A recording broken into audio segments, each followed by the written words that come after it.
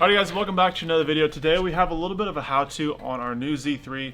So today we're going to be installing a new center support bearing or a carrier bearing.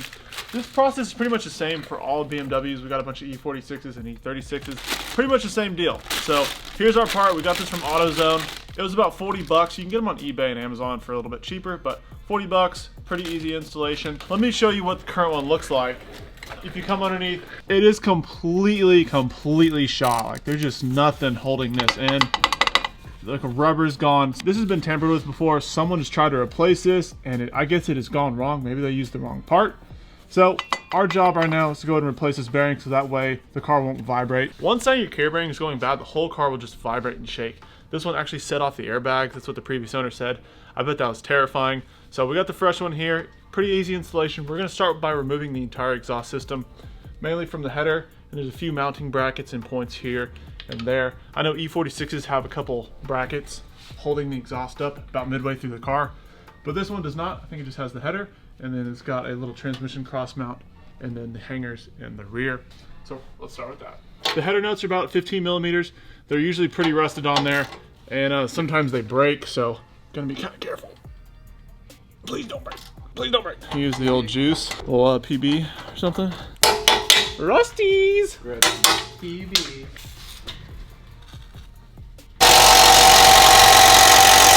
Get the cheater bar, Andy. Oh, this is definitely gonna break. Please don't. There she goes. Piece of junk. So, if your header bolts break, it's fine. You can just put bolts through there. You have to knock out the stud in the back, which is a little bit easier said than done. Hopefully, we don't have to drill it. That's a bit of a pain. There's this one hanger, it's a 13. We actually have two broken rubber mounts back here. So Snap another one! I think this is all so what they have back here is a wire hanger from, I don't know, somewhere. We have right there, and then the trans mounts. So there's not a whole lot holding this exhaust up. On go. Or I think this is the worst one I've ever seen. Why is it like bent the whole deal? That's what I was saying, it bent the metal.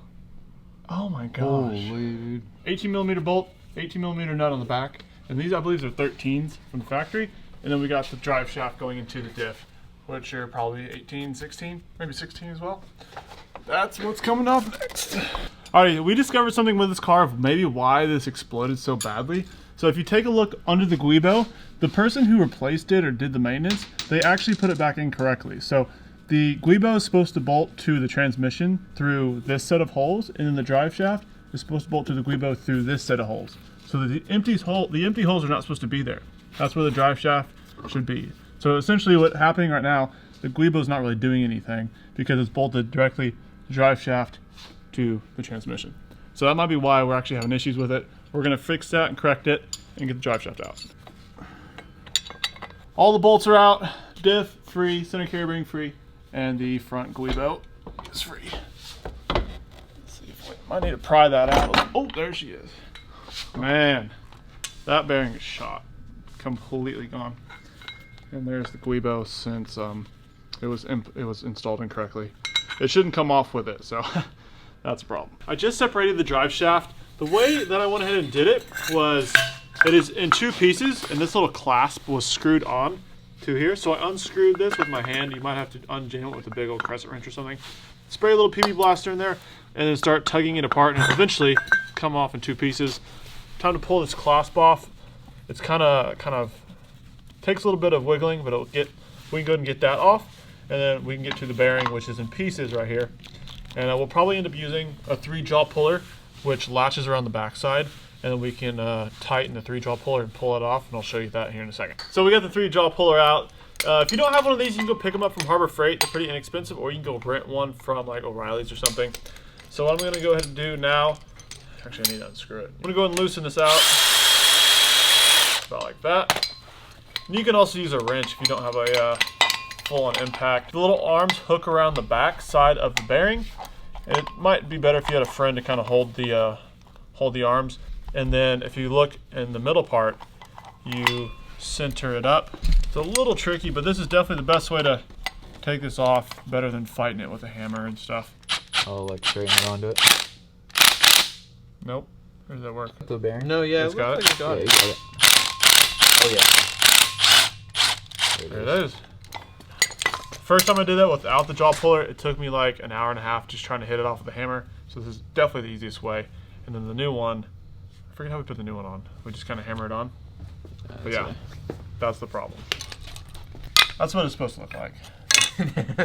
That's the old one. It's a thumbnail right there. Yeah. The orientation of the new bearing, there's a little lip on it. That's going to go toward, I guess, the rear of the car technically, or where the joint half of it. And I think I'm going to get a little screwdriver and see if I can tap that in real quick. That might pinch me, honestly. I'm gonna. There we go. Is it moving? Yeah. Alrighty, I got the new one pressed on. It definitely took a few taps of a flathead, a screwdriver, and dead blow.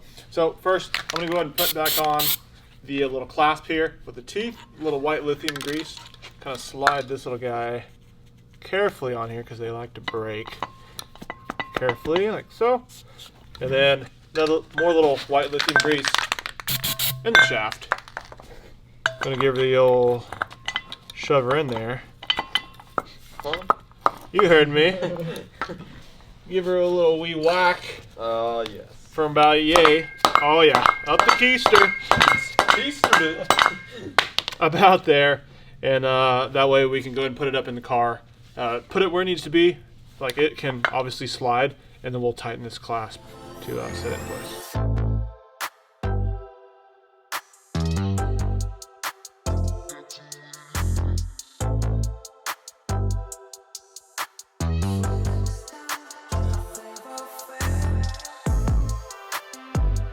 So right now we're putting everything back together. We kind of shortened the drive shaft. We hammered the front part in a little bit more. That way we could put it up into place and then bolt the diff in. Once the diff's bolted in, you can kind of tap the front half forward. That way it'll separate a little bit more in the center support bearing. Alrighty, the boys are finishing up the drive shaft. So we snapped a few header bolts, and that's a big problem. What I'm gonna go ahead and do, I tried to hammer them out, however they're so rusted. I'm gonna end up having to cut them flush with the manifold. So I'm gonna cut them flush, and then I'm gonna drill them out. So got my little 4.5 inch cutoff wheel. Gonna cut them flush, and then probably center punch the best I can, and then get my drill them out, and then we'll have replacement bolts we can use instead of the studs.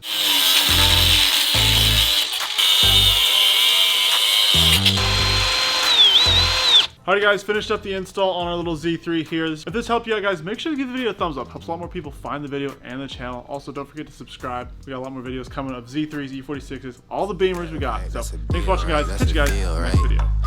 That's a bet, right? That's a deal, right? That's a deal, right? That's a bet, right? That's a deal, right? That's a deal, right?